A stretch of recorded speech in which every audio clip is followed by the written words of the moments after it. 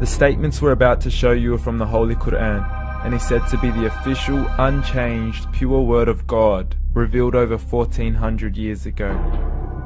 Claiming to be the word of God is a heavy statement, and without proof, or if a single contradiction is found within the book, the apparent word of God will be proven false. So without further ado, let's put the book to the test. In the 23rd chapter, titled The Believers, from the 12th to the 14th verses, God is said to give a detailed description of how the human being is formed. It begins by saying, "We then placed him as a sperm drop in a place of settlement, firmly fixed. Then we made the drop into a alaqa." We will translate this word very soon. "And then we changed the alaqa into a lump. Then we made out of that lump into bones. And then we clothed the bones with flesh. Then we caused him to grow and come into being and attain the definitive human form." In the 21st century, we can now safely say that this verse is clearly describing the process of human development in correct chronological order.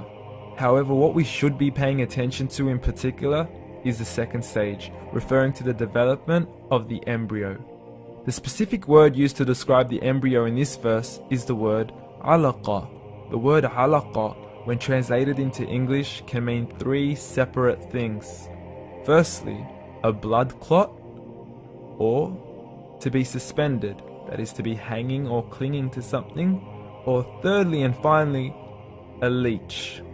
Now, all three definitions don't come anywhere near what we perceive to be the human embryo. So, why are these words used, and what significance do they share with the human embryo? Can the embryo be described as a blood clot? Well, what do you think?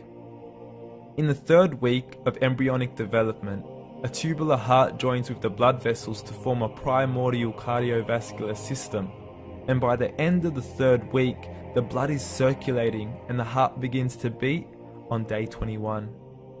The first thing that comes to mind in regards to being suspended or hanging is the umbilical cord. But we can't use that example because we are simply referring to step 2, before the baby has even formed. But we now know today that the umbilical cord is formed from the connecting stalk.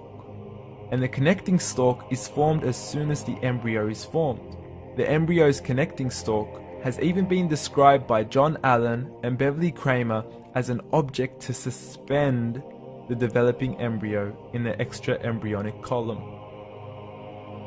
So an embryo is suspended and does have a strong resemblance with a blood clot. What on earth would an embryo have to do with a leech?